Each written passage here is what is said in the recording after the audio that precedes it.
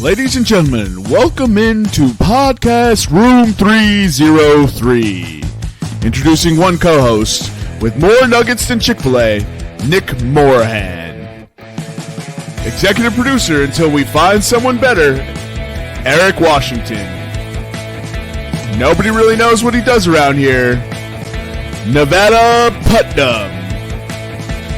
And now, the single greatest thing to happen to hosting in history, Jermaine Antonio Colon Mendez. On with the show. Can I get a what?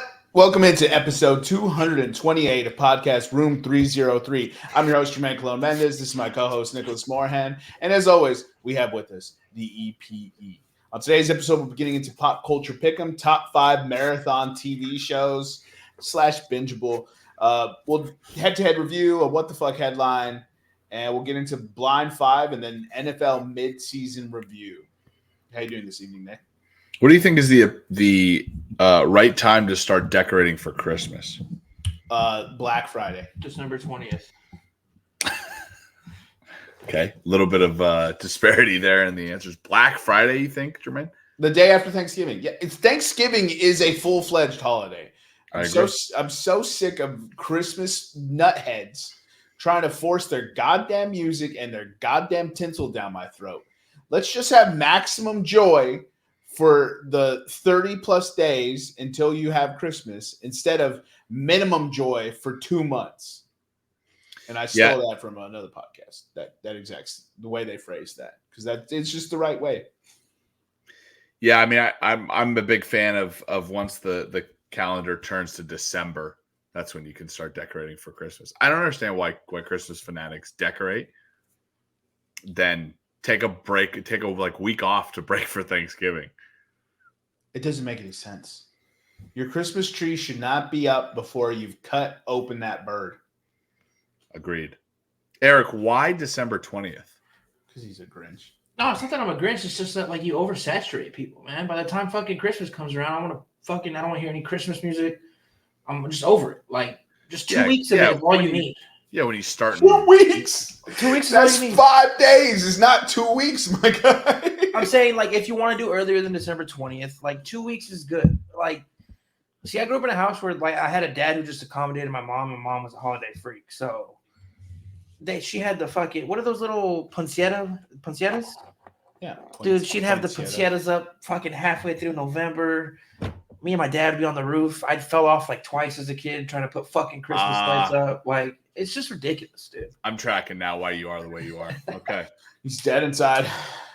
There's no joy anymore. It's been snuffed. It's been snuffed out by putting up decorations. Yeah, I mean, I don't think that decorations should go up that early, but I also am a huge fan of Christmas movies, though. So I don't know. Maybe I'm just fucked in the head. Christmas time is tight. Yeah, but don't get froggy with it and start decorating when it's still November 11th. If you're decorating before Veterans Day, get fucked. I think one thing that left a salty taste in my mouth was I would get yelled at on a constant basis about turning off lights or not running water. And then these crazy motherfuckers have Christmas lights up for 2 months. That's why they're saving all that electricity for that month. Bullshit is what it is, man. What if I need a night on it or light on it at night so I can walk to the bathroom? Bro, use your hands. Blind people get it done.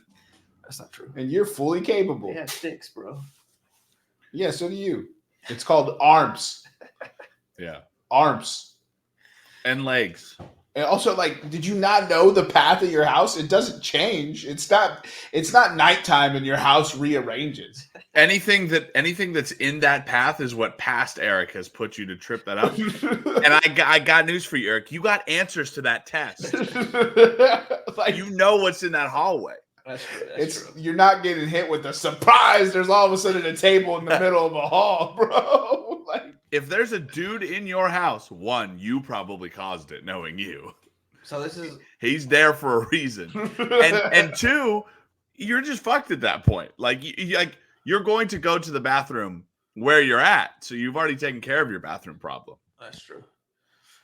This is kind of non-related, but it's kind of related. So we had some buddies, and I won't say any names to keep them anonymous here, but they had a blind dog. Oh, you mean Kyle? No, I'm just kidding. No, well, the dog's name is Kygo. So the people that, own the dog, but he was blind and deaf, and they used to move furniture around in the house and just watch him bump into shit, try to figure it out. That's pretty funny, dude. It's funny, but it's kind of evil too, right? Poor but dog. They're still feeding and walking this dog, right, Eric? Yeah, of course. Yeah, the dog did not meet undue harm. Like, they just bumped into a few things. Like, Jesus Christ, this new, bro. Sorry, rant over. Maybe I just love dogs and I thought it was a little inhumane. But yeah, right. You probably died laughing when they told you, bro. You're like, when can I come over? I'm trying to. No, I was there on the couch. Exactly, dying laughing. I didn't arrange it. I didn't do anything, huh? Didn't do anything. That's what we call accomplice, accessory too, sir. You're worse than the Nazis, Eric. Let me guess. You were just sitting on the couch because you are following orders. No, that's probably because I was too stoned. Never told you about and this will be a buddy that goes unnamed. My buddy who was so Kyle. Whenever it's an unnamed person, that person's name is Kyle. By the way, not Kyle. No, my buddy was, and shout out to this buddy. He'll recognize this story, and he is an avid listener of the podcast. Oh, so I just tell him I'm sorry. So I just gave you 20 names to look at. He was so high once in high school that he stopped. I've heard this story. He stopped at a stop sign and waited for it to turn green. And he looked around and he was like, oh, shit, what am I waiting for? Then he realized he was walking, Eric. Oh, my God. Yo, I honestly think I could top that, though. All right, let's hear it. I had a buddy ask me to help him look for his car keys while we were sitting in the car. That's good. That's good. I was like, dude, we're driving. What do you mean? Can you help me find your keys? That's probably when you get out of the car. That's when I would exit the vehicle. God damn it, Kyle. God damn it. This same friend also drove to the wrong city stoned one time. Oh, I know what it is now. That's funny, dude. Drove to the wrong this. Yeah, we were at a party on the west side of town, idiot. and instead of driving east to go home, he continued to drive west and ended up in New Mexico.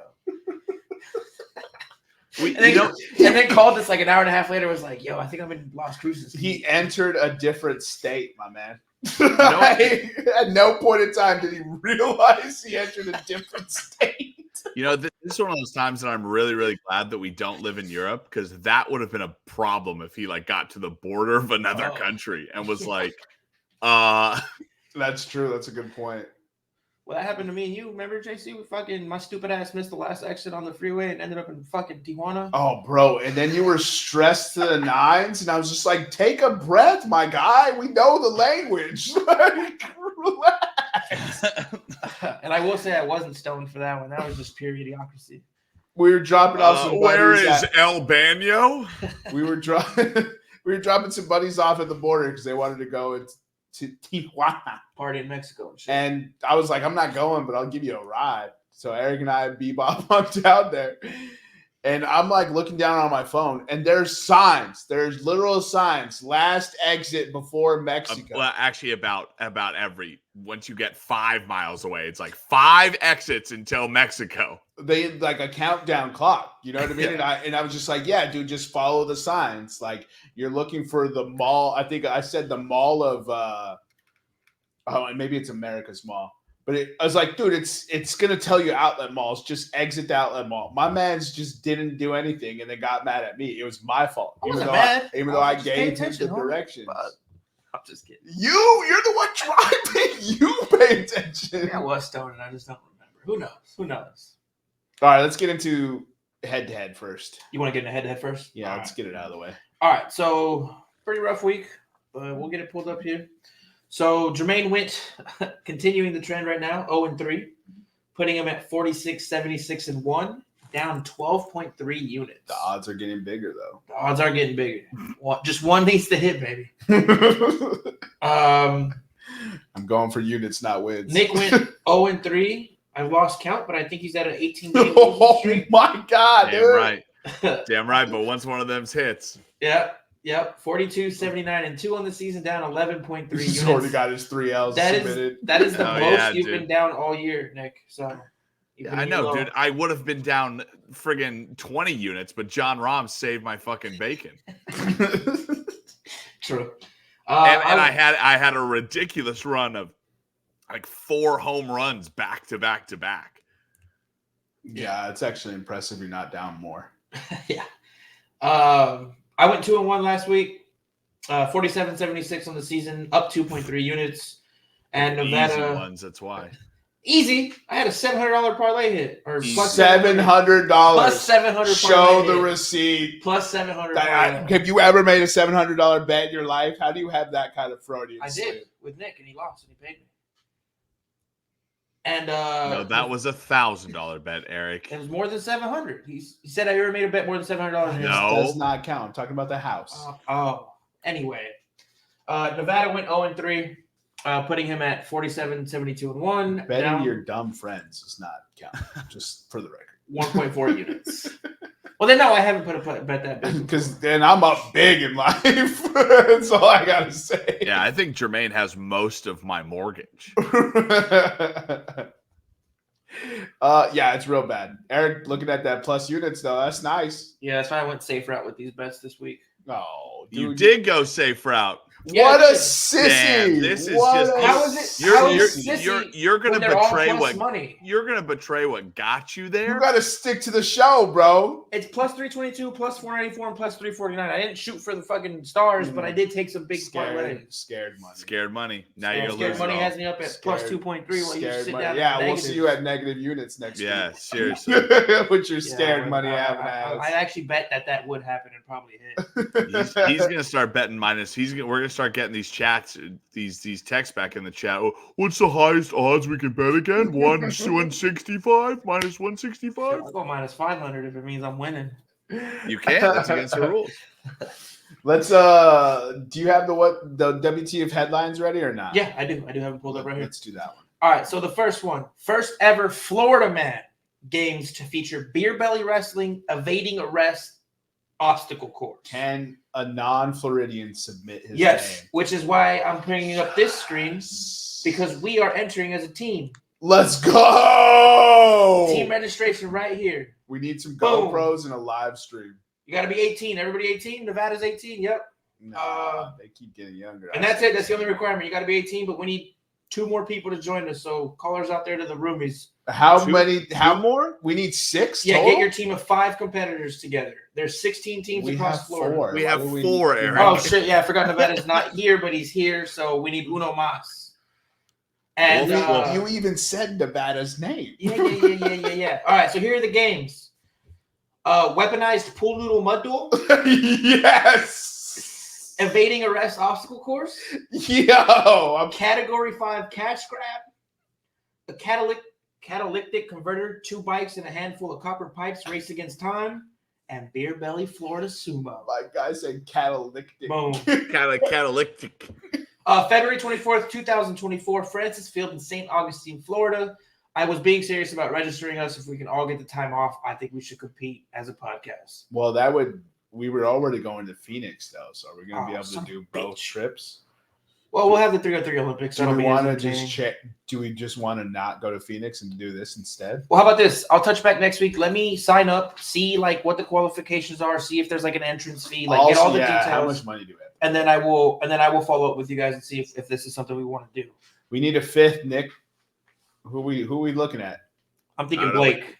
We can hold tryouts. Blake? I'm thinking Blake, baby. Oh my God. Pure value and comedic entertainment. How funny would it be to have Blake looks like the guy in the logo, by the way. How funny would it be to have Blake sauced trying these events would be amazing. Look, it has to be somebody who can delete beers, a term I learned from Nevada, which all 4 of us could do. And I've been with Blake drinking before. He can delete beer, so I think we should do it. Yeah, Blake is a state school kid. If deleting beers is a criteria, good Lord, I have a Rolodex for you. So I think I know a lot of 4-3 British Marines that could help. But yeah, not really the craziest headline, but I just think it's a cool thing that they're doing. It doesn't always have to be crazy. It just makes you say, what the fuck? But Eric, you got to look into it though. So next week's podcast, we ask you what's the deal with the Florida Man game. Yeah, I'll be looking into it. I'm going to register right here on the website. I'm going to try to do team registration. They don't just approve you. You have to write your strengths down, and then and you better make it as ridiculous as possible. Take some of that. Look, you're not on stage. Yeah. So take some of that comedic energy and put it in our strengths. Deleting beers. Yeah, that's going to be the first one. Wrestling gators. I'm going to put a picture of my belly and Jermaine's belly and be like, we got that covered. Get a Philly Fanatics hat. That hat I sent you, Eric, and run the whole obstacle course in it. All right. Yeah, I mean, let's we're going to team up some crazy cool things to do, but we got to have matching overall outfits. Yeah. For sure. I'm going to bring Frank the Tank with me, dude. Yeah, what we do is we go get Navy coveralls, Nick, and we cut them. Say less. I think I have coveralls right now. Fire. I think I threw mine away, and I regret it every day because they were so comfortable. Yeah. All right, and then so we will touch back on that. I will do some research and get some information and see if it's something that we can make happen. But as far as a crazy headline, 4 men charged in the theft of a satirical golden toilet titled "America" at Churchill's birthplace, worth $5.95 million American. There were 7 people arrested. 4 have been charged. This actually happened in 2019, but they weren't charged until this year on October 27th.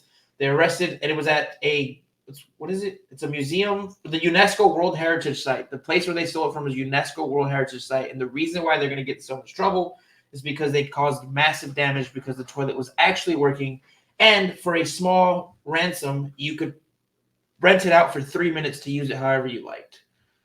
I thought that shit was cool. That's pretty funny. So they found them. Yeah. They never found the toilet. They melted it down and I guess they sold the gold or hid the gold or whatever.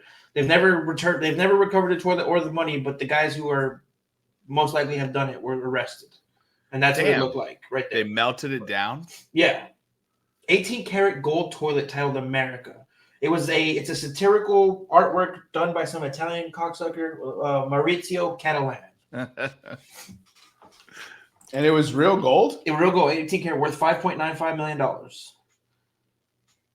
seems like a waste of money. Yeah, for satire. Anyway, I thought that was funny. I got a little annoyed that they named it America and it was a golden toilet, but whatever. Only in America, right? Well, Europe loves to hate on us. I thought it was at Churchill's birthplace. That place is now a museum with a lot of artwork and a lot of cool stuff, and that toilet was there. In that museum, which was Churchill's birthplace. And where was he born? I will tell you right now. Give me 1 second. Blenheim Palace, which is in Oxford. Did you see that word pop up on Eric's screen? He gave a... Yeah, so that's toilet wasn't in America, though. No, it wasn't in America. It's named America, so... It's part of an installation. You said only in America. That's why I was just like confused. But the Maurizio Catalan, the Italian artist that made it, is intended as a satirical. It's a satirical view of excessive wealth in America. Sorry, we got money in your country, doesn't you, pussy? He made a $6 million toilet to make a comedic observation. No, the toilet is worth $6 million. I don't know if that's how much he spent on it. Yeah. I mean, he had to buy the gold. They may have just given it to him to do it. This is my James Cameron argument all over again. He spent $500 million to develop the technology to shoot Avatar, to retail Last of the Mohicans meets Ferngully, just to tell us that we're all shitty people and that our reliance on machines and technology is killing the earth. Ironic when you spent $500 million developing new technology to tell your bloviated story. You know what again, go ahead, Nick. Again, like it's a Italian dude making a golden toilet in Churchill's birthplace about America. Like, why, bro? You mad because you couldn't get in? It's wild, bro. It's wild. I just don't understand. So you used excess wealth to make a commentary on excess wealth. Yeah, it's kind of stupid. But it actually would be funny. It would be funny if he made the golden toilet and was like, I'm going to take this gold and I'm going to make this toilet. And then some art dealer who was ridiculously wealthy was like, that's worth $6 million. Suck it. Oh boy. Eric, did you have something to add to that? Yeah, imagine how legendary it would have been if you still had that blonde mullet or the blonde hair that you were rocking for the Florida Man games. Yeah, but it was a lot of work. Yeah, that's true. That's true. Let's get into PCP here. All right. So PCP this week, top 5 marathon TV shows, bingeable TV shows. Order is Nicholas, Jermaine, and Eric. Nick, go ahead and kick it off. All right. I'm going to go with Band of Brothers to start it off. Damn, that's bingeable? Hell yeah. Hell yeah, dude. Hell yeah. They're making another one, Nick. Did you know? Nah, don't. It's not going to be as good. No. It's like, yeah, it's because it's called Band of Sisters. That's called that already exists. It's called Sisterhood of the Traveling Pants. Oh, fire movie, by the way. Basically the same plot line as Band of Brothers if you watch it. If you really watch it. Shout out my girl America Ferrera, bro. You don't remember the part when they're in Bastogne? Taking fire from the taking the fire from a flak 88. Sorry for those of you World War II buffs. I understand it's an anti-aircraft weapon. My ass.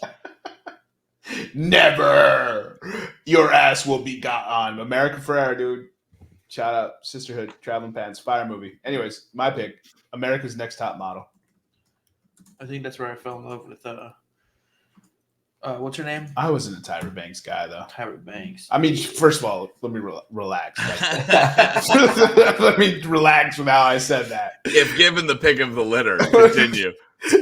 Yeah, I mean, she's still banging by all accord. Like, you know, of all the Victoria's Secret models, the 20 of them. Adriana Lima, shout out. Heidi Klum, dude, shout out. All right, Eric, give us your 2 worthless picks so I can get my next fire in. Word, heard, chef. I'm gonna go Friends first. Damn. And then I'm gonna go Seinfeld. I do not like Seinfeld. I do not like it. He's not smart enough. Well, yeah, you're right. You're right. What's the deal with cars? Cars go so fast. What's the deal with those? You're right. I need a fucking PhD to figure out Jerry Seinfeld. You're right, Jermaine. You're right. That's so funny. She's in the soup. She ate the soup, and then she had the soup. Yeah, you're right. I need to understand that. Right. Fuck Seinfeld. I'm switching my position. Fuck Seinfeld. Racist piece of shit. Dude. God, it spins me up more than almost anything. I could get you every single time. You have to be people, because when I say, I've said it to, like, you just do it because I told you a story once about someone that said, I'm not smart enough to understand Seinfeld, right? Yeah. You don't have to be smart to understand Seinfeld. It's like people being like, Third Rock from the Sun is a good show. Not really. It's just Kelsey Grammer trying to say he's smarter than everybody else. All right. It's because he is. Oh my God, I don't want to fucking hear it. He gets so I got him. The dude. fucking goddamn it. Now the rest of my list is gonna make me look like a big fucking dumb dummy. I poked the fucking bear. I got him, boys. I got him. Let's see. My next choice is gonna be Catching straight. You pick Seinfeld. You picked it. The Ultimate Fighter. That's a good show. Yeah, you don't have to be smart to watch it. It's also something that you can just like put on in the background. Yeah. And you're like, wait, who? What? I thought he was knocked out. Like you're like walking by, changing your lines. Oh, he just got kicked to the end. I'm gonna choose the amazing Canadian television program How It's Made. If you guys have seen How It's Made, that's a fantastic show. I thought you were gonna pick Degrassi, The Next Generation. No, and then I'm gonna go also the number one bingeable show in my life has been SportsCenter. SportsCenter. Nah, dude, SportsCenter, but you have to put an end year on that. Like 2010. Just put 1990 to 2010. When did Stuart Scott die? That's usually how I feel like when ESPN fell off. It was before Kobe. I'll say 2000 to 2010 was the glory years of that decade. Was the glory years of SportsCenter. For sure. That was where it was at. My next pick is going to be Jersey Shore. Jersey Shore. I actually, that show was captivating to me. Yeah, I mean, I'll keep my mouth shut until the end of this about those style shows, if anybody has any ones. But we'll get it in the honorable mention if it gets through to me. All right. My next pick, I'm gonna go Steve Irwin's Crocodile Hunter. Yeah, fantastic. What was the other show? It was the American guy, Jeff Corwin. Corwin, yeah. Is it Jeff though? Yeah, Jeff. It was Jeff Corwin. Yeah. We'll give your second pick. I'll look it up. You just have to have a win in your name to fuck with animals. Yeah. And then my next show Jeff is Corwin gonna Experience. That's what it was. The Office. Oh, don't like that show. It's hard to watch. You're just not smart enough, bro. It's just like some episodes are not funny at all. And I'm not trying to watch a 30-minute episode and not find any. Some are cringe. Not even like I'm like not. They don't even. I'm just like, okay, that was really really dumb. What was the point of that? I got to watch The Office after the hype. Like after everybody was like, it's like watching Game of Thrones after all the hype has gone down. You can really truly watch the show, and I completely agree with you. there are some parts of The Office that it's just like. There are some bits that I've seen like bits and pieces on like Instagram and YouTube and stuff that are also absolutely hysterical.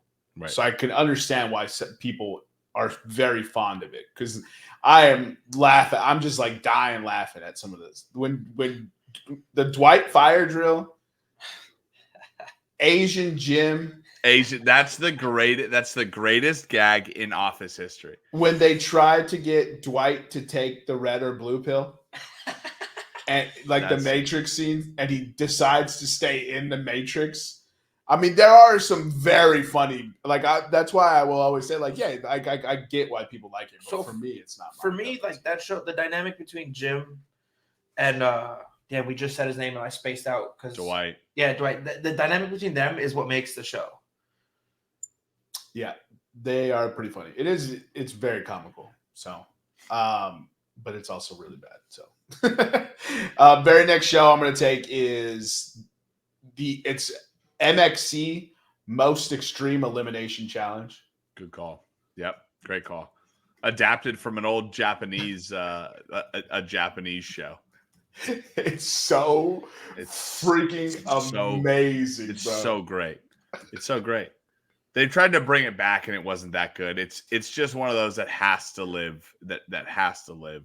Just what the thing is like you don't have to bring it back. Just air the old ones. You know what I mean? Like because the voiceovers when their mouths are still moving and the dudes who are voicing it over are done talking. Right. Actually, that's going to cause me to change my next pick. Change the order a little bit. I'm going to go Ninja Warrior. Okay. Look at that. An in-PCP switch on the fly. Switch. And then with my final pick, I'm going to go Blue Mountain State. Oh, that was my last pick. Good one. Yeah, I'm going. These are all shows that I've watched on television marathons of. So I'm going Road Rules. Road Rules. Wait, what's the one? That's the one where the parents get involved? Or no? I don't really remember. I just remember watching Road Rules. I don't actually remember the premise. I just knew they did crazy things and lived in a house and yelled at each other. Yeah, it was the competitors of the real world, the ones that like stood out and became had notoriety and shit. They all got picked to do Road Rules, and it was like similar to Big Brother, or not Big Brother, but where you have to do like challenges and shit, and then you win prize money for winning Road Rules. But you had to be an ex-Real World member to be on it, or castmate, or whatever you want to call it. Damn, Eric, this is like your Baskin Robbins take. How much Road Rules did you watch? I watched a lot of Real World and Road Rules growing up. Dang, what flavors Baskin Robbins got? Yeah, but Real World. They actually have a pumpkin one this month. It's fucking fire, bro. Thanks for bringing it up and going this weekend. Real World was the house. Road Rules was everyone was in an RV though. Yeah, and and they did the challenges and shit, which were really cool. And they drove around this 14 seasons. Yeah. God damn. Oh, it's still going. Of course it is, dude. MTV don't miss, dude. Real World's still going too, right? Let's relax, bro. What do you mean? Did you guys watch Real World? What's your favorite season? Mine was Dallas. No, dude, I didn't watch Real World. Man, Eric, you knew the answer as soon as that thought came into your brain. Anyway, with my last pick, I'm gonna go with Planet Earth. Ah, damn it, dude, that's a fire. Isn't there a second one too? I need to go binge that. Never seen it.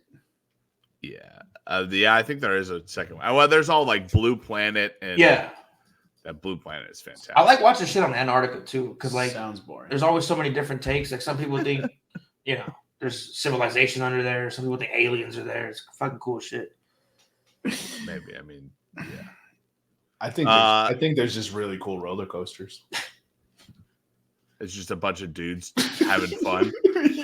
It's where all the fathers went when they went to step out and get milk. Just a bunch of dudes chilling. My honorable mentions, all cartoons: American Dad, SpongeBob, Dragon Ball Z. Not SpongeBob or American Dad, but Dragon Ball Z is heat. I think South Park is the only cartoon I can binge. American Dad is like a worse South Park, a worse Family Guy. You know what I mean? So I'd rather pick those over American Dad. I disagree, but okay. American Dad was written by the guy who did Family Guy, right? Seth? Yeah. Okay. Yeah, so it was a worse Family Guy. There's no chicken. There is an alien in it, though. See, my thing is Roger is not better than Brian. Roger is 100% better than Brian. No chance. Brian's always trying to fuck Lois, dude. It's hysterical. No, dude. Yeah, for sure. Roger is a way better character. No chance. I will give you that Stewie is not better than Steve. Or that Stewie is better. Sorry, that Stewie is better than Steve for sure. The dad in American Dad is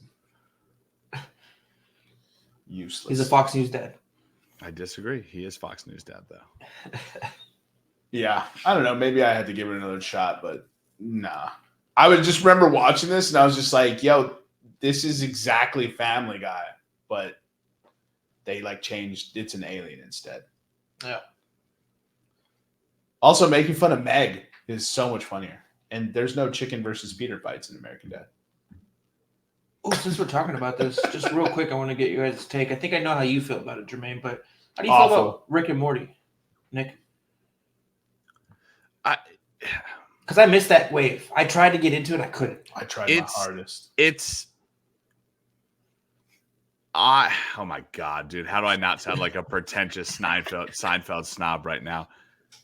I get Rick and Morty at this point, I guess. I don't know, but there's times where I'm like, Jeremy Harmon, get out of your own ass. Like sometimes he's like the character of Rick and this is in interviews. The character of Rick is literally based off him. And there's like no problem he can't solve. And he's like the smartest dude in the universe. And he always comes up and he's always like, fuck you, I'm the best. So it's like there's Dan Harmon. Is it Dan Harmon? Who's the other guy? Jeremy. The one that got kicked off, who did the voices, who touched people. Apparently, is that what it was? Yeah. Sexual assault. He was a dickhead. But yeah, I mean, there's times where like it's funny, and there's times where it's like, come on down to ants and stuff because we got ants and stuff, and you should get some ants and stuff. It's like that's not like it's like okay, guys, like let's move on. Cool. I couldn't get into it. I tried because everyone was talking about it. I sat down multiple times. I'll tell you what, I've fallen asleep more times trying to watch Rick and Morty than I think I've successfully watched the episodes. I will tell you that if you this is the advice that was given to me, Eric, from somebody that was on the wave and loves the show. He was like, watch the first episode, you're gonna hate it. The very first episode, you're gonna go, this is the stupidest show in the world. He goes, take a break, take like a day break. The next day, watch the second episode. If you have the exact same feelings, the show will not be for you. If you can tolerate the second episode, then keep up that trend until you either are like, fuck this show, or you'll finish season 1 and you'll be like, I have to watch this entire show now. I finished season 1 and 2 because my buddy Jason, shout out Revenge of the Pod Boys, he loves that shit. Like he's like about like goes to like fucking, they had like some beer festival where they had Rick and Morty, the owners or the guys that wrote it were there, some shit. He wanted to go to that. Like he loves that shit. So I watched it with him when we were roommates. I just couldn't get into it, man. Yeah, I mean, there's definitely the first, I think it was the first 2 seasons were pretty decent, but then when Elon Musk came out in support of the show and said he loves Rick and Morty because, but normal people won't get it because you need a degree in astrophysics to understand the show. That was when it kind of split 2 ways and they kind of started smelling their own ass a little bit. Yeah. Yeah, for the record, though, I'm not really a big Family Guy dude or a Simpsons. Like, it's South Park, and then everything else just can't hold a candle to it. I have not watched the early.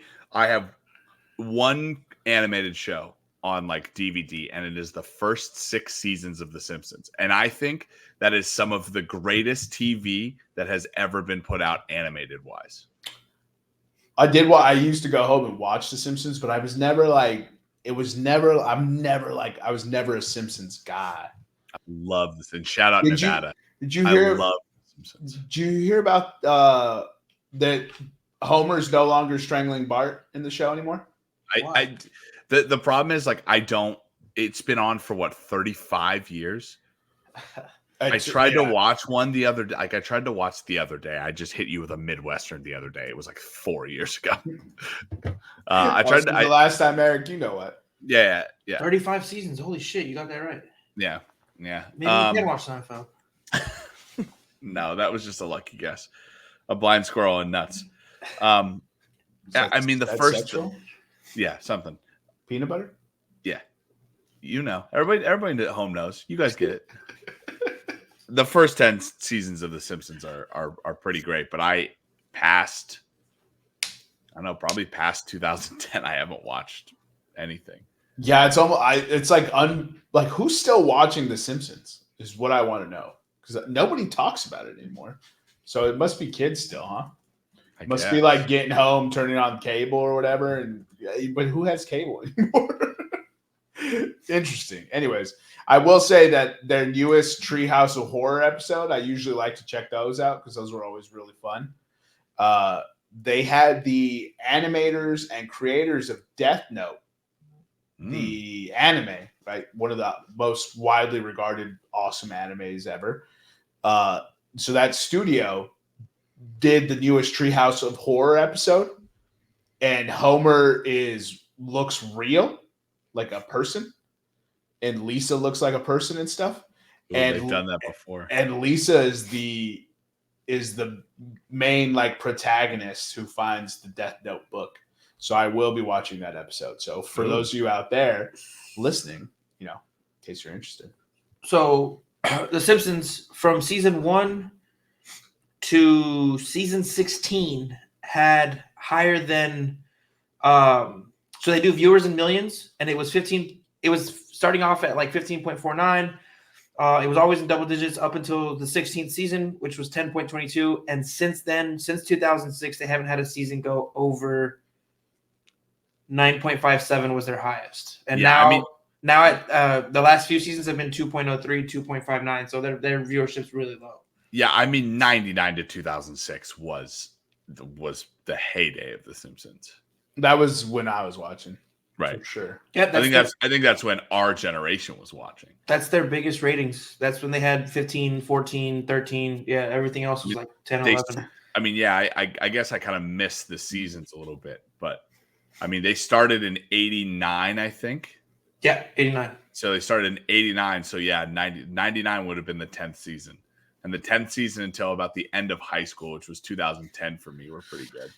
Yeah, I watched then. Yeah, it was Simpsons, and then once I found South Park, I couldn't go back to the Simpsons. I think what it was is in my family, Family Guy and South Park weren't allowed. But Simpsons was they let us watch The Simpsons, right? Because The Simpsons was they had kind of My dad had kind of watched The Simpsons, so he's like, "Oh, The Simpsons are fine, right? They're clean. The Simpsons are clean, right?" All right, we're dragging a little bit. We got some stuff to get into. Let's go ahead and get into the blind five so we can push into the main topics. All right, blind five. Let's go with Step Brothers. Very funny movie. I don't know, 3. Yeah, I'd say 3 is probably a safe pick. What do we think the theme is? Step Brothers, buddy movies. John C. Reilly movies. No, he's mad now, so he's picking obscure people.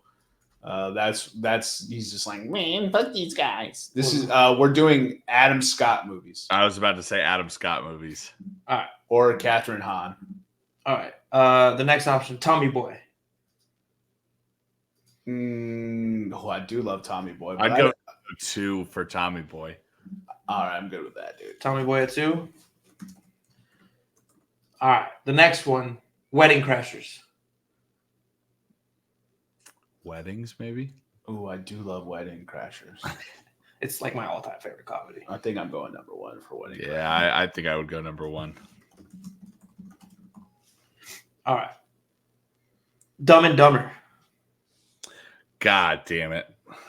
Are these all Dan Aykroyd movies? No, they are buddy comedies. You already got it. Oh, I already got it. Yeah. Damn, from Jump Street? Tight. Yeah. Eric hates that. No, I know.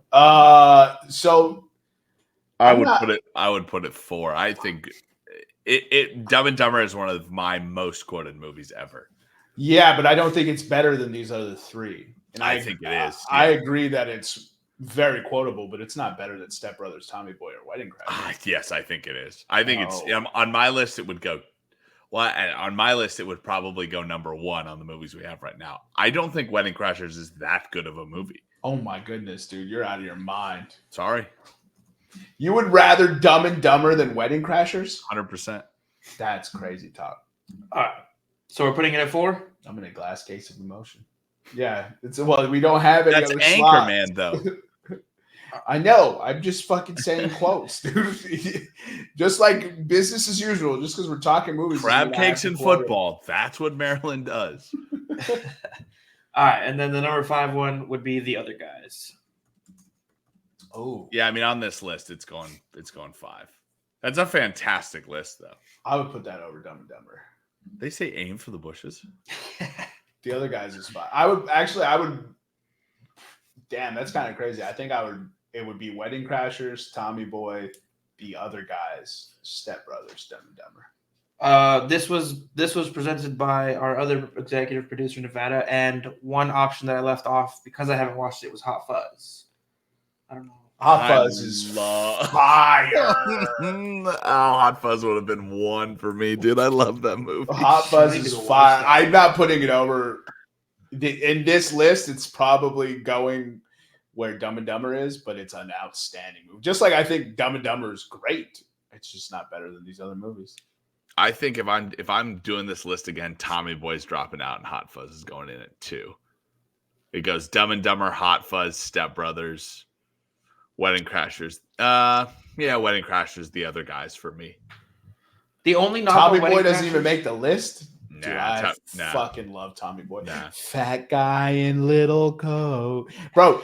I quote Tommy Boy all the time. Whenever I say housekeeping, need me fluff pillow. You literally say that every time you knock on a door, so that's pretty impressive. Richard, were you watching the New York Yankees? Housekeeping, need me suck your dick. What kind of establishment is this? I fucking love it. And then when David Spade's going apoplectic about him having snacks in his car, and then they fucking let the candies fall into the engine. Oh, man. I think the one that I quoted the most was I can get a good look at a T-bone steak by sticking my head up a bull's ass, but I'd rather trust my butcher or take my butcher's word for it or whatever he said. But the best quote is when he is first learning and he misquotes it. And he goes, you can look at a good steak by sticking your head up a butcher's ass, but you'd rather take the bull's word for it. First of all, if you're quoting something that long, fucking leave me out of the conversation. Why were we quotes have to be short, concise. I don't want a monologue thrown at me. Damn right. That's a funny quote, but how long does it take you to get that out? What number did you call? It's like a 10-second quote. 4, 5, 9, or 6. Is there a 9er in there? Oh, bro, Beverly Hills Ninja. Ooh. Man. I fucking love that. In a couple months, you guys might get hit with Chris Farley. I know I've seen Beverly Hills Ninja. I cannot remember a part. I don't honestly. I love that movie, but if someone was just like that movie sucked, I'd be like, oh, I can see that. You know what I mean? Yeah. I loved it, but if you were like, I didn't like it. But me and my brothers watch that movie all the time. Specifically, my little brother. Fucking that movie cracked me up, dude. Now that I think about it, he doesn't really like outside of Tommy Boy, Black Sheep, Beverly Hills Ninja, Coneheads. He died young. He died at like 33. Yeah, he burned bright. Yeah, Supernova, baby. Shine bright like a diamond. Oh, he's in Billy Madison, like for like 5 seconds, but at least he's in Billy Madison. Shine bright like a diamond. He died at 23? 33. No, Eric's 33. Mm-hmm. That's the age for comedians in Jesus. That's when Mitch Hedberg died. That's when John Ritter died. That's when there's a whole bunch of comedians that died at there. Not a whole bunch, there's like 5 or 6 comedians that died. Bro, he was in Almost Heroes. I forgot about that. Oh, he was in Wayne's World or Wayne's World 2. Do we even watch Wayne's World 2? Yeah, I don't think I watched Wayne's World 2. He said that and I was like, yo, there's a second one? Yeah, dude, of course there is. Almost Heroes. That one was pretty funny. Let's see. I'm trying to see if. Oh, Airheads. I don't know if I've seen that movie actually. Yeah, back when Brendan Fraser was skinny. Is Brendan Fraser legitimately that size now? No, that was a fat suit. It is, right? He actually got. He's a little chunky though. He's chunkier, but he actually got stronger wearing the fucking fat suit for the movie. Well, yeah. That's because he was fucking pulling around a whole extra 400 pounds. It's sad to see what Brendan Fraser has become. Knowing Brendan Fraser in The Mummy, yeah, he had just such a he could have been a heartthrob. He missed his heartthrob potential. Well, he had a lot of health issues that kept him out of the limelight. Did he? Yeah, he had like all kinds of surgeries and heart complications and all kinds of shit. Oh, is that for real? Yeah, he was like laid up in a hospital for a minute. Man, I thought my man was cooling on those Mummy paychecks. Yeah. Hey, and shout out to him. Seen all of them, baby.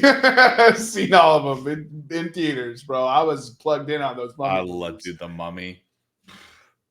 That was The Rock's first on-screen appearance, right? Scorpion King, yeah. Oh, well, actually, yeah, you're right. So, the end of Mummy 3. In a recent interview, he listed his reasons for stepping away from Hollywood as issues with his own health, his mother who passed away, personal issues, and being the target of sexual harassment.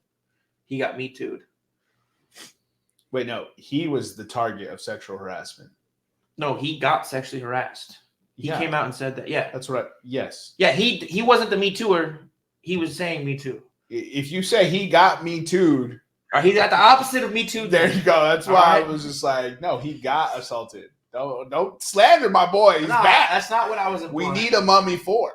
No, we got that with Tom Cruise and it was fucking horrible. No, it was not. That Mummy movie with Tom Cruise was awesome. Horrible.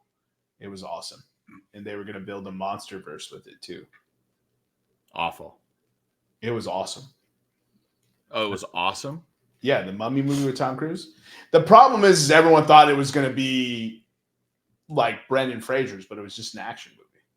So everyone got all on the tizzy about it. And I'm like, well, did you not watch the trailer? Right. I was like, it's kind of on you, big fella. Yeah, if you don't if you get outraged at a movie when that has a trailer out and you're like, I didn't know what this was. It's like, well, they pretty much tell you what the movie is in the trailer. They were trying to warn you. So, who's the chick in that Mummy movie? She's a pretty good actress, but I don't know her name. Oh my god, dude. She played the villain in it. Hold up. Oh. Didn't she also play the villain in didn't she also play like the Mummy in Suicide Squad? Enchantress in Suicide Squad. Yeah. Annabelle Wallace? That doesn't seem right. She had dark hair, right? She is. The Mummy 2017 film. Bro, they were gonna. Oh, Sophia Boutella. Yeah, that's right. She has that very prominent chin. She's got the Brad Pitt jawline. Yeah. Bro, I wish they would have.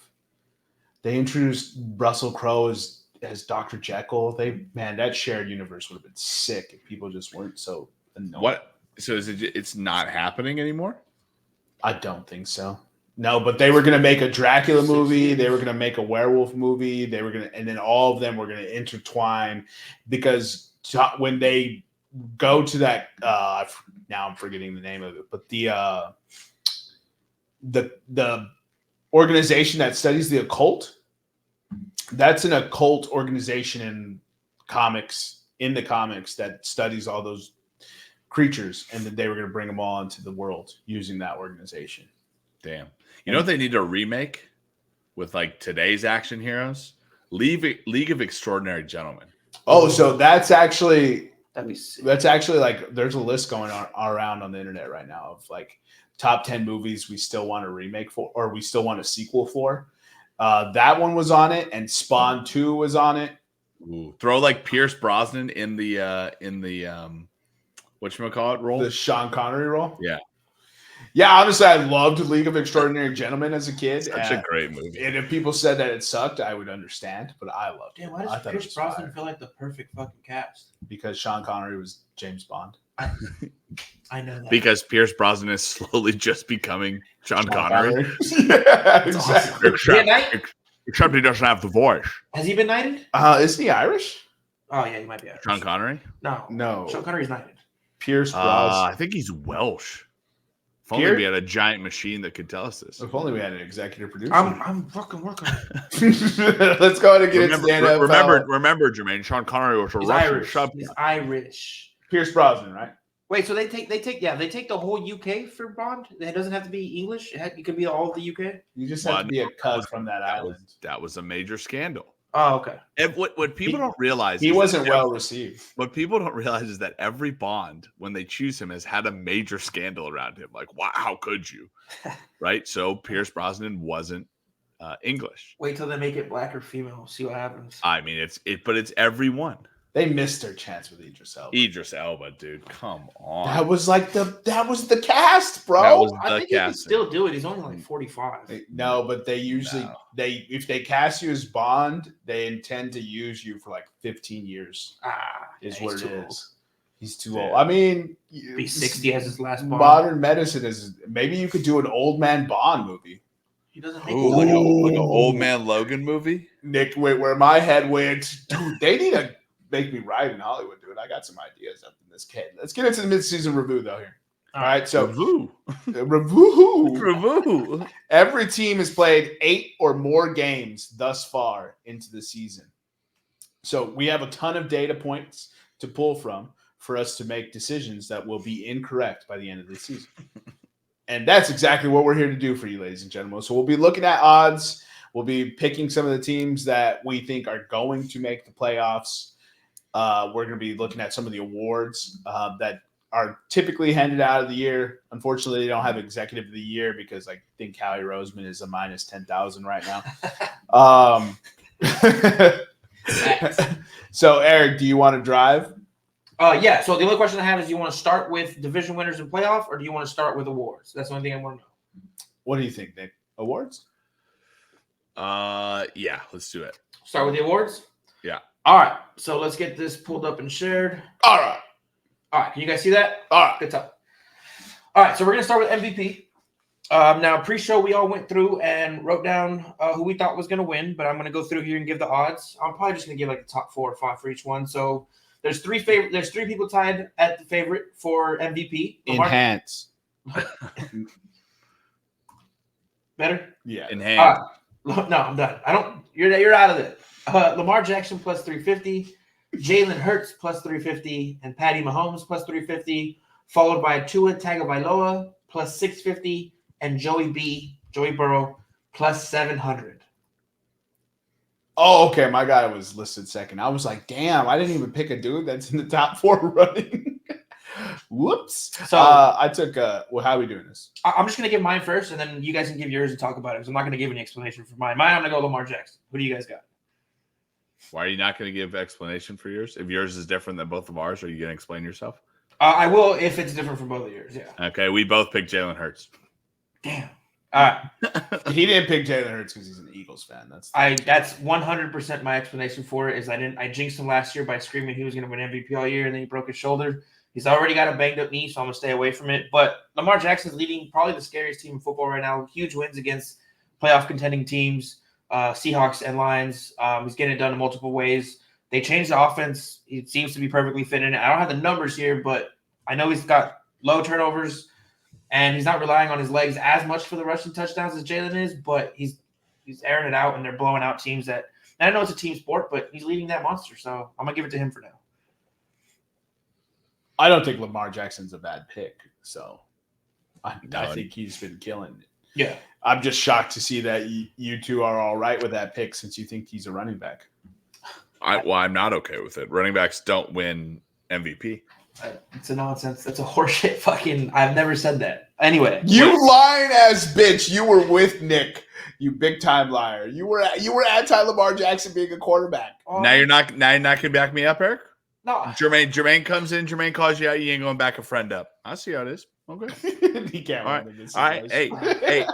Have I ever wavered on my Lamar Jackson commentary? Yes, you did. Never. Never. This year, we have it on recording. Not once have I said Lamar Jackson was a quarterback. Not once. Yeah, that's why you drafted him in Dynasty, huh? Not once. This year. Yeah, because they made him available for quarterback. If I can get 3 running backs, that's great. Yeah, that's what it is. All right, we're gonna move into offensive player of the year. Said it. What a goon. 4 offensive player of the year, top 5, or I'll go top. Yeah, I'll just stick top 5. So Tyreek Hill plus 125 and Christian McCaffrey plus 125 are tied at the top of favorites. AJ Brown, who should be the favorite, is plus 550. Jamar Chase plus 2,200 and Lamar Jackson plus 3,000. I got Tyreek Hill. What do you guys got? I think we all went chalk there. No, I don't think we did. I mean, I went CMC. You can make the case for Tyreek Hill. You went with your guy. That's my guy. Yeah, that's a white skill player. You know? That's who I was. It was between those two. Although I almost, if the Dolphins had a better record, Tua Tagovailoa would be my MVP. I have him for. He has to beat a winning team first. I have him later on in the show. But no, look, Tyreek Hill. I mean, if you go look at his stats, I think he has like 250 more yards than the next closest wide receiver. And AJ Brown just went on a historic 6-game streak of 125 plus yardage games. Like, that's how wild Tyreek Hill has been. That AJ Brown set the record for most consecutive 125 or more receiving yardage games, beating my guy Calvin Johnson. And Tyreek Hill still has 250 more yards than AJ Brown. So that's why I went with Tyreek Hill. He's also part of a team that dropped 70 this season. So that's just even though I think he scored 1 touchdown in that game. Yeah, it was the running backs that went off. It's just still emblazoned in my head. So let's go ahead and get into the Chalk Award. Defensive player of the year, not going to be Chalk because Michael Parsons is the favorite at plus 180. Myles Garrett is in second at plus 190. TJ Watt at plus 200. Aiden Hutchinson at plus 2,000. And Max Crosby at plus 2,200. I'm going to let you say it, Jermaine, because this is your guy. And I went with your guy. So who's your guy? First of all, Nick, you went with my guy, right? I did not. You communist. I did not. How are you going to say you didn't change to saying Lamar as a quarterback and then slander this man for defensive player of the year? The answer is always Myles Garrett. I've never picked Myles Garrett for defensive player of the year. I've never done it. I've never picked him for defensive player of the year. You lie, I've never defended consecutive years Myles Garrett as defensive player of the year. That would be asinine. That would be a foolhardy bet. My guy is just going off the rails. I've never done. You're stealing Eric's gimmick. You know, I don't even know who Myles Garrett. What's his name? Dude, I have a crazy question. Michael Gareth. Michael Garrett. Who is Michael Garrett? Where did he go to college at? Myles Garrett? I don't know, Eric. A&M? Yeah, bro. Come on now. Fucking pussy. All right. Nick, who you going with? TJ Watt. Solid choice. I don't think you can go wrong with either Myles Garrett or That's TJ Watt. an Michael awful Parsons is not choice. going to win. TJ Watt has just been able to do it all. He has an interception. He has 3 forced fumbles. Blocked field goal. No, that was Myles. Myles Garrett single-handedly beat the Indianapolis Colts. Yeah. That game won it for me. And TJ Watt is single-handedly beating every Pittsburgh Steelers opponent. No, not single-handedly. Single-handedly. No. Single-handedly. Incorrect. All right. Moving into TJ Watt has Kenny Pickett, dude. That's true. Oh, right? So he's going to win Defensive Player of the Year. Myles Garrett had PJ Walker, dog. And all disrespect if you're going to claim that as your guy, because you just backpedal on 2 of your guys. Hold on. now. Let's go to the where's the doc that says the things we support? Go to the doc, the things we support. I believe it is the St. Louis Battlehawks, who are led by Was PJ Walker on the St. Louis PJ Battlehawks? Walker. He was their quarterback. No, he was not. He was. Look it up. Incorrect. Look it up. And his name is Phillip. Phillip. Can you Phillip get behind James a Walker. Phillip, dude? I can, dude. Philip Seymour Hoffman, that's my guy. He was with the Houston Roughnecks, you know. Of course, just like I said, Houston. This guy just stay. Hey, if you are wrong, stay wrong. Let's go ahead and get to offensive rookie of the year here. Offensive rookie of the year. I think we all went chalk on this one. CJ Stroud minus 500 is the clear favorite. Puka Nacua plus 650. Jameer Gibbs plus. Why is Jameer Gibbs ahead of Bijan Robinson? Anyway, Jameer Gibbs plus 1400. Smith exists. Bijan Robinson plus 1600 and Jordan Addison plus 1600. I think we all went CJ Stroud, right? Because he's killing it.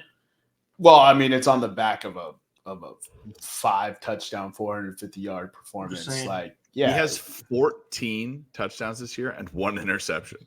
Yeah, he's playing That's lights not out. good for a rookie. That's good for a quarterback. That's fantastic. What were the Panthers thinking, man? I don't know. I said CJ Stroud was the best quarterback in this class. You know what, Eric? It's a great question. All right, Thank you for asking it. Don't want to trigger our boy here, so we're going to jump into defensive rookie. We've already triggered him several times on this podcast. We're at the quota. We can't hit another one. Yes. CJ Stroud is safe. So, defensive rookie of the year. Favorite is Jalen Carter minus 200. Devin Witherspoon plus 200. Brian Branch plus 1,000. Will Anderson plus 1,300. And Tuli Pulutu. Damn. Plus 3,500. You guys both went Devon Witherspoon. He's been balling. He has better numbers than Sauce. Sauce won last year. I get why you did it. I had to go with my boy, Bergang. I had to go with the Jalen fact Carter. that he's minus money when Devon Witherspoon is doing what he's doing as a rookie quarterback is crazy. Corner. I said quarter. Yeah. Corner. I don't know. It's just like that's the hardest position to excel at in the NFL, in my opinion, is corner. Has Jalen Carter played over 40 snaps a game? I don't believe he has, but let me check. That's insane. That is pretty bonkers that he's minus money. Oh, shit. Let's go look up Jalen Carter's stats. I want to see, like, we might have to get into like advanced metrics because from a DT position, I'm sure he doesn't have. So he has a couple sacks, 4? 16 tackles, 7 assisted tackles, 4 sacks. Yeah, that sounds right. Well, give me his fucking snap count. He is a 90.6 grade on Pro Football Focus. He's fantastic when he's on the field. I just don't see him all the time. Does he play more now? Yeah, that's exactly. Did he play a whole lot against? I was pretty drunk when I was watching the Eagles game, so can't answer that question myself. I was like, was he on there a lot, Eric? Yeah. I was like, if I was drunk, Eric was so he is actually at 40.5% snap count. For just a smidge over, Nick. Jordan Davis is at 35.44, but that's because we have a rotating door of just beasts that just go in there. So if you don't see the field 50% of the time, you can't win any award. Yeah, look, it's my thing. If this was an offensive rookie of the year, maybe I don't know. I don't know what I was trying to say there, but Devon Witherspoon is the choice, man. All right. And then coach of the year, top favorite or the favorite right now, Dan Campbell plus 180, Mike Daniel plus 400, D'Amico Ryans plus 500, and Robert Saleh plus 1,000. John Harbaugh plus 1,000. I went D'Amico Ryans. What do you guys got? I was going to go D'Amico as well, but I changed it. Mm-hmm. I went to Kevin O'Connell. Okay. Yeah, I will never not pick this guy for coach of the year moving forward. Mike Tomlin. It's Mike Tomlin. Nice. I know he's not going to win, but he does not nearly get enough credit. And especially, he has this team in a winning record and pretty decently above 500. I mean, they're 2 games above 500, where every single game they are chanting, fire his offensive coordinator, and he is still winning games. Yeah, they have a negative point differential and a winning record. Makes no damn sense. Like they had not one game. They lost a linebacker for the season. Cam Hayward has been hurt since week 1. Pat Freiermuth was hurt, came back, is hurt again. Deontay Johnson was on the PUP list to begin the season, so he missed the first 6 games. And his hands still haven't recovered. And Matt Canada's their OC. I think the streak is up to 56 games now without a 400-yard total offense. And the general manager refuses to ever give Mike Tomlin an offensive line. So they're 5. Najee Harris and Jalen Warren are literally averaging 1.1 yard per carry. And they're 5-3. So look, I can go on and on about Mike Tomlin, but Kevin O'Connell has the Minnesota Vikings on a 4-game win streak when Justin Jefferson went down to injury. Right? Ooh, not an X factor. Is that what you're saying, Jermaine? Live on air? And I'm just like the teams that they beaten during that streak as well. They beat the San Francisco 49ers in prime time on Monday Night Football, right? They just came back on the Atlanta Falcons, although we're not pretty surprised by that. But they were on their 3rd string quarterback who had been with the team for 5 days. Did not know the offensive lineman's name, didn't know some of the plays, was literally on the sideline with his offensive line practicing the cadence. I know everyone's bloviated about this story, but Kevin O'Connell should be much higher on that list. Plus 1,000 is wild. Also, Brian Flores for coordinator of the year. He's 1,600. He's actually 6.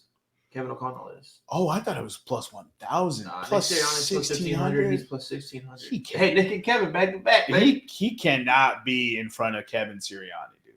Oh my god, dude. Stop slandering my boy, dude. Dude, you mean Nick Sirianni? Yeah, it's just a thing he does, bro. No, dude, they got hired in the same year, and it's always been Kevin Sirianni to me. I merged them in my head. They are one person. Love it. Let's get into comeback. All right, so comeback. The favorite didn't even play, but DeMar Hamlin minus 110. Where did Josh Dobbs come back from? Alopecia? From the disrespect the league gave this man by not giving him a starting job. I was going to say Gino won last year and there was an injury. Tua Tagovailoa plus 175, Joshua Dobbs plus 800, Breece Hall plus 1,000, Lamar Jackson plus 1,000. Isn't it kind of funny to see at the beginning of the year people were like, what DeMar Hamlin did to play in the NFL will never be done again. And then every week, the comeback player of the year just gets less and less. The more we get away from his injury, he's like minus 110 now. I will say this. I think it's DeMar Hamlin because the dude died on a field, right? If you're going to give it to Alex Smith for coming back and taking a snap, give it to DeMar Hamlin. If Aaron Rodgers plays a snap of regular season football, he is going to win this award. Look, I know it's a regular season award. If Aaron Rodgers comes back and plays a postseason snap, that means Robert Saleh should be coach of the year. And he should still get comeback player of the year, bro. So, sorry, who do you guys have? Did we say who we had? I have DeMar Hamlin. I have Josh Dobbs. All right, I had Tua. I didn't realize he was that high on the list. I was also considering Lamar, and whoever picked Lamar for MVP and not comeback player of the year, kind of bonkers. Yeah, but it's going to DeMar, dude. Yeah, we can all agree on that. Is the problem that DeMar Hamlin is not a better player? What's the problem? What's the problem with for him who? winning? Not winning comeback player of the year. Oh, for not winning? Yeah. I don't know. I get because it doesn't look like at the beginning of the year this was in the minus thousands. We get it, dude. You died on the field and you came back, but like, what have you done since? Eric. I doubt you could run a football field right now. No, I can do it easily. 10-6. No doubt. 10-6? 10-6. Write it down. No, I'm kidding. Don't write that down. What is so 100 meters? The world record, right? 10-6 is, bro. Well over. I know it's well over the record, but 10-6 is still an elite pace on that. Wasn't 10-6 once upon a time the record?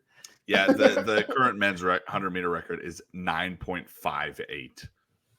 The man has not played a snap in 2023 yet.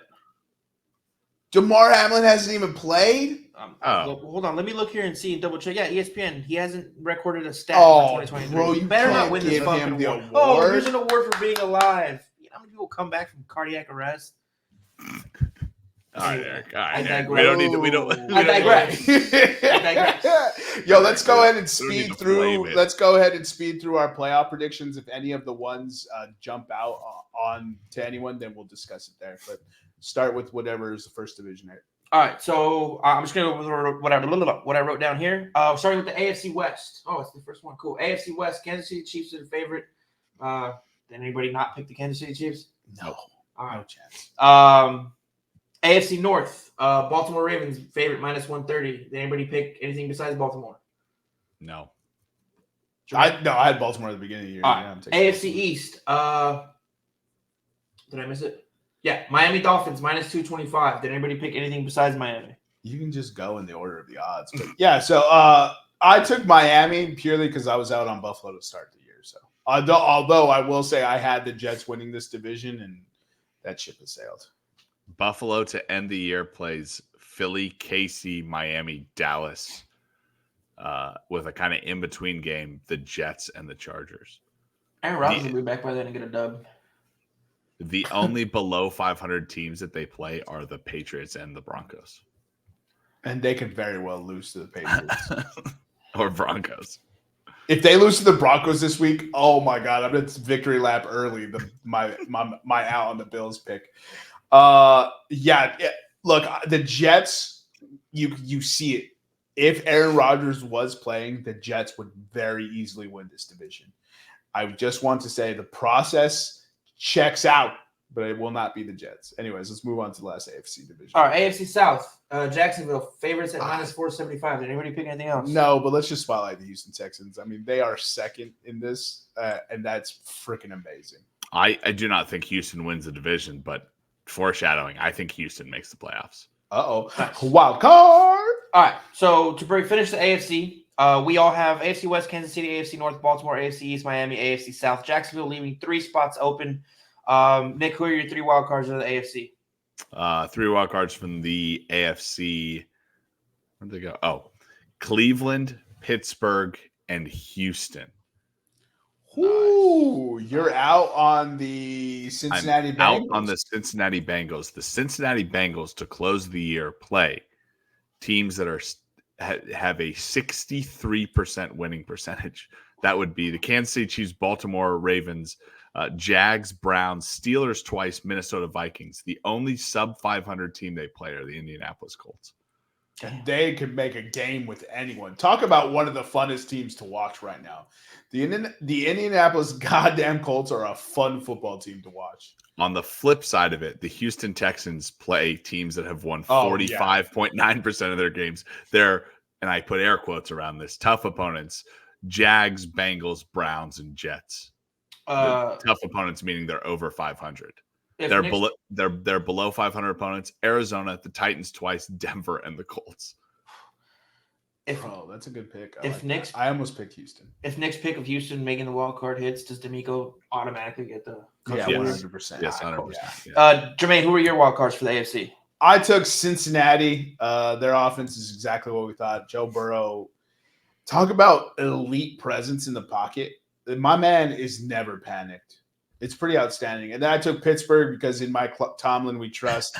And then the masochist I am took the Los Angeles Chargers. Now I will say this: if Cincinnati makes the playoffs, book them to win the Super Bowl.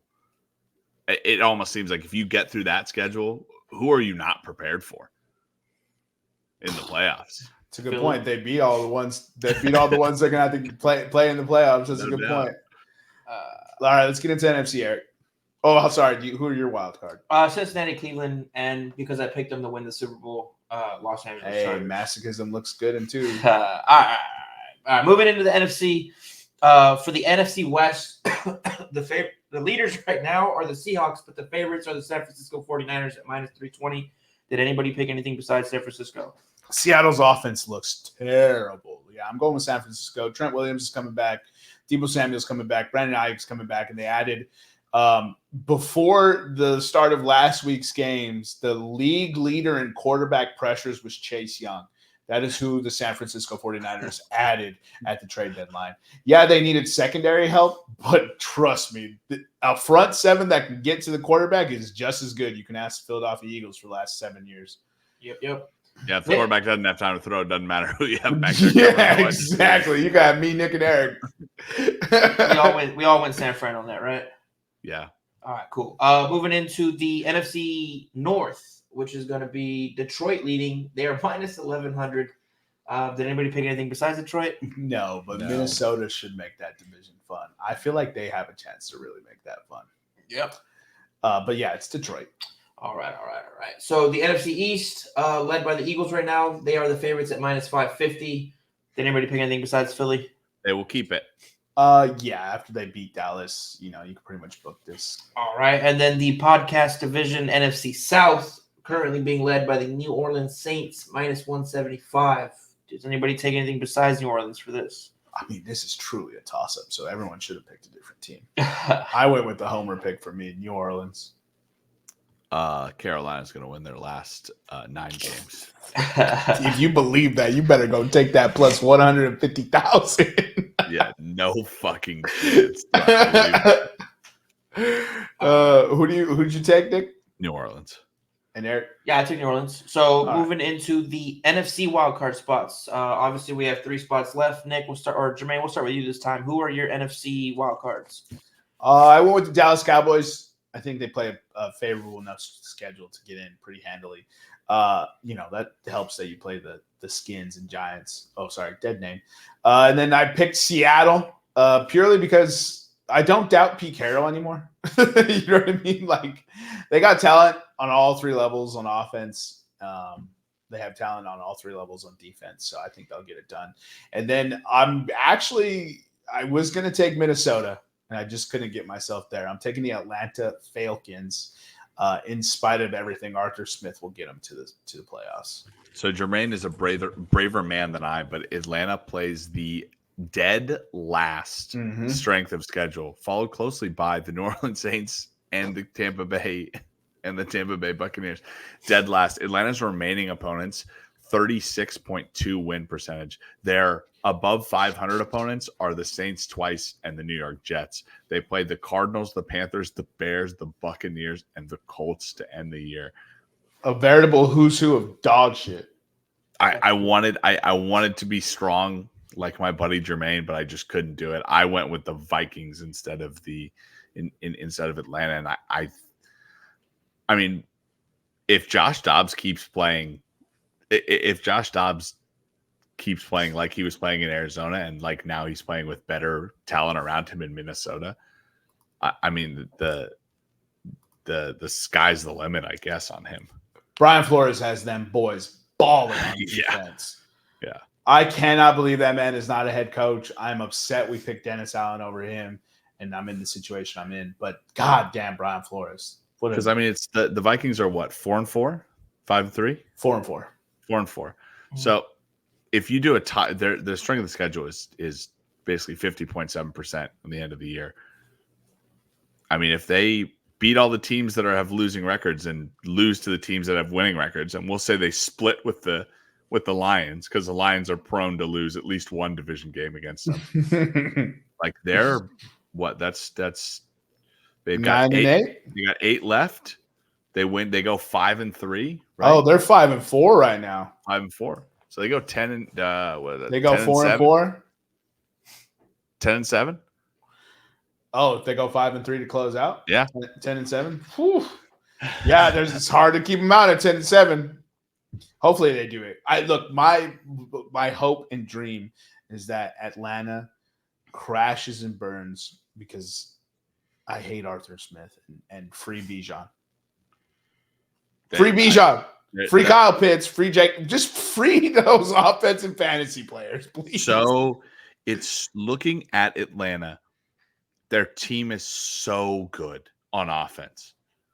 It's like you should be losing games because you're playing Big 12 football. You should be losing games because your defense didn't show up, not because your offense didn't show up. Yeah, Arthur Smith is stuck in the past, bro. He'd rather rush Tyler Algier 25 times a game. Desmond Ridder is not the guy also at quarterback. And he didn't play last week. Well, I'm just saying that's my Desmond Ridder take, is that he's not the guy. But also Arthur Smith is not the guy. What's crazy is he's got 8 starts in his entire career. I don't care. And it's crazy to bench him for Tyler Heineke. We already know what I'm not even saying his name right.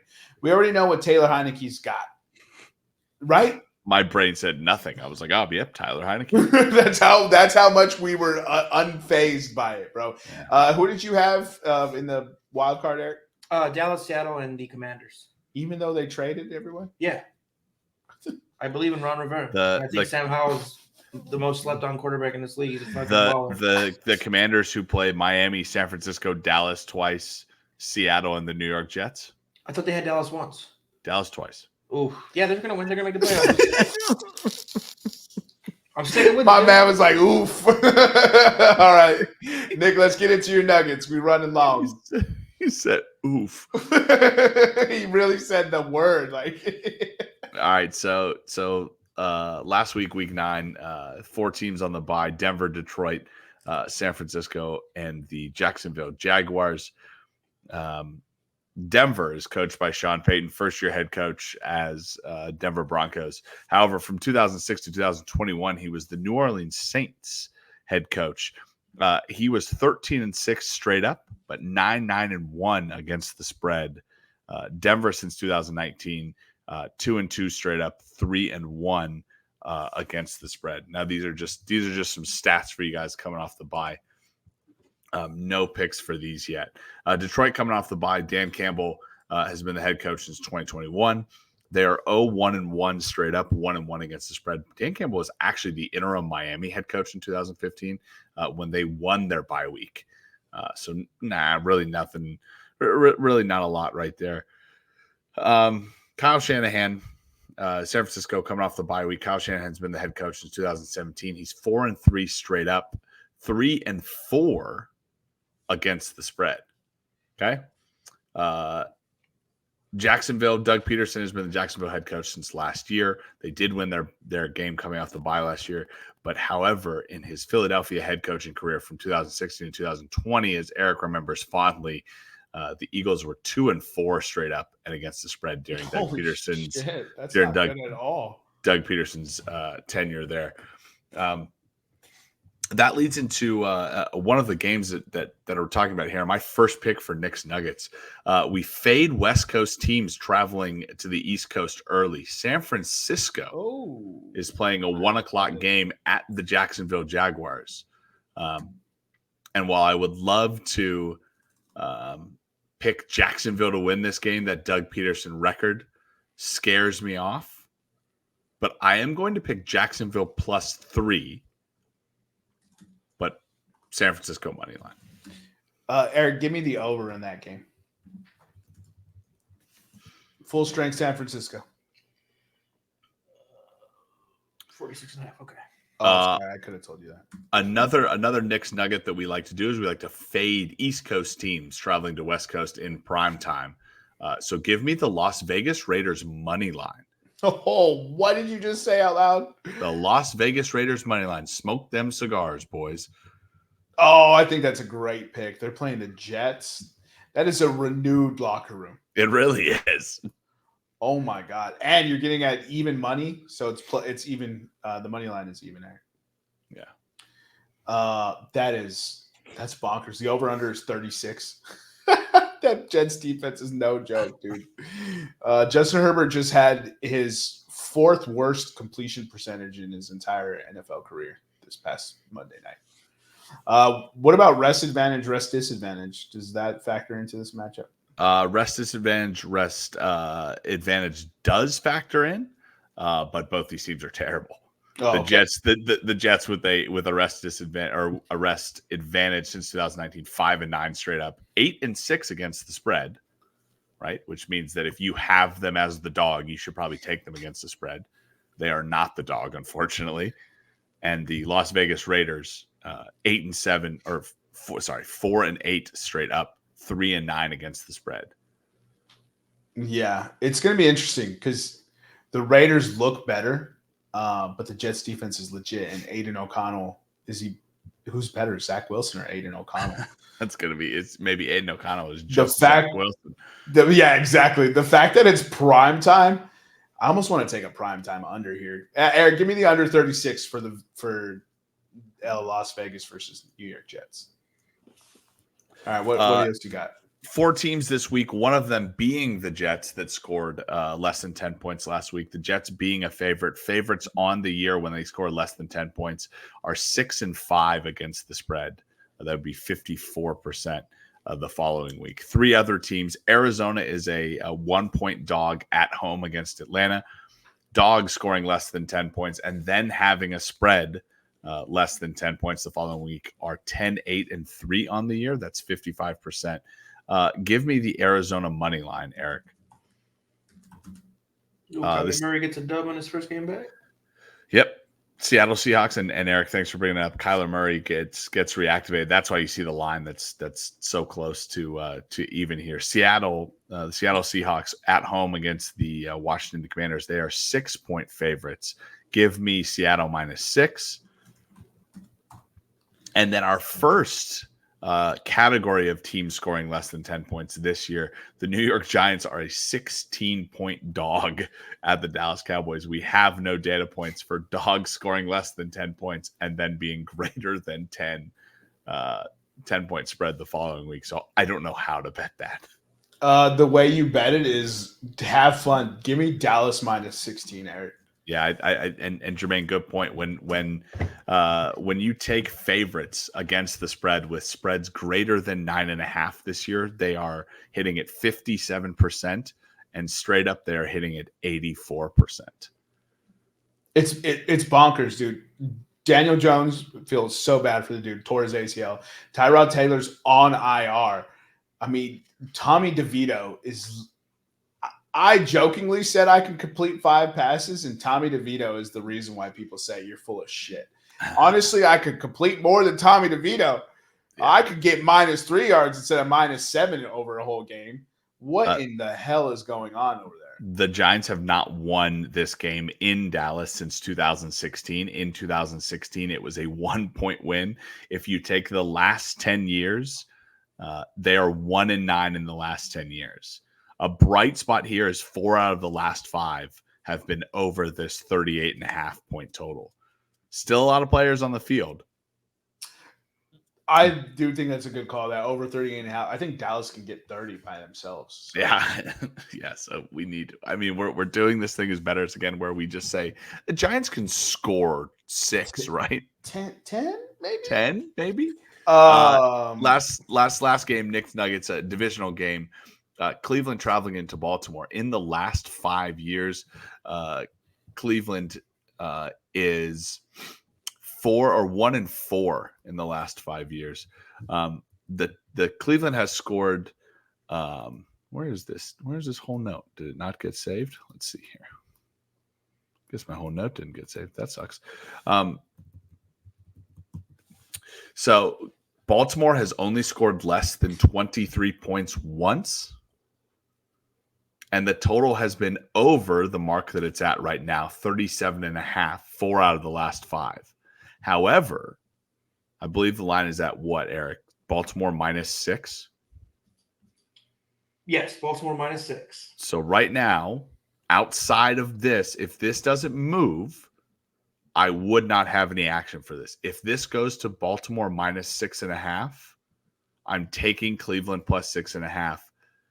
Only 2 out of the last 5 games, and if you expand that, 4 out of the last 10 games have been outside 6-point spreads when they finish. This matchup between Cleveland and Baltimore. So for both those, for the Giants Dallas game, I'll take the over 38.5 also, and the Cleveland Baltimore game, I will take 38.5. Unfortunately, I know I provided you guys last week with referee assignments. I wasn't able to get the advanced referee stats this week, so that might be something we post to the socials later in the week. You got your typical favorites parlay? No favorites parlay again this week. Okay. All right. Jermaine, so we have San Francisco. Or wait, Nick, are you done with your nuggies? We'll just go real quick. We'll do a little NFL model here. The NFL model separate from Nick's Nuggets. If we bet opening lines, the model is functioning at 60%. If you would have taken all our bets, it's at 14.5 units. The bets to focus on this week, we like New England money line, right, in an overseas game. We like Minnesota money line against the New Orleans Saints. Funny enough, we like the Tennessee Tampa Bay under 39.5. That's a scare. I probably would not bet that if I were a bettor. It's dropped to 38. 38. Yeah, I still like the under 38. Not as much as I did 39, but and then in the Monday Night Football matchup, we like Buffalo -7.5. Why? Model still hasn't learned about Buffalo. Still hasn't learned about Buffalo. That'd be an interesting thing to look at, how badly it does in Buffalo. If you just take highlight bets right now, spread is not doing so great, but money line and over under highlight bets. That's bets that the spread is outside 7. There's a difference of 7 points in either the spread or the over under. Money line and over under combined, the model is 14-3 on the year. What do you guys got on this slate? I'll take Houston Texans +6.5, -105. Oh man. And so we'll be in New Orleans for the New Orleans Minnesota game. It's going to be very interesting. Give me the over 41 in that matchup. Also, Detroit versus Los Angeles. I'll take under 48.5. Wait, which one was that one? Detroit versus the Los Angeles Chargers. Detroit. Under 48.5. And boy, oh boy. I'm going to pick a dogs parlay. So I'll take the Raiders. Yeah, the Raiders. I'll take the... I mean, it's so funny that some of these matchups they're closely matched. I'll take the... Dude, I don't really like any of these dogs at all. I'll take the Patriots, and that's it. I'm just going to take Raiders, Patriots, parlay, +304. All right. That's all you got for this week? That's all I got. Nick, you're all set? Yep, all good. Give us the three E's. So I'm taking Indianapolis -1.5, Jacksonville money line, and then I'm taking a parlay with Cincinnati, Baltimore, New Orleans, and Seattle all money line. We'll be in Minnesota checking out that new stadium this weekend, so we'll let you know how it goes. I'm going to be drinking beer out of a horn. Damn, thanks for the invite, dog. Hey, Nick, we're going to be in Minnesota this weekend. Yeah. It's like it's about as much notice as I gave you for the Raleigh game. You got anything else for them, Nick? Nothing for me.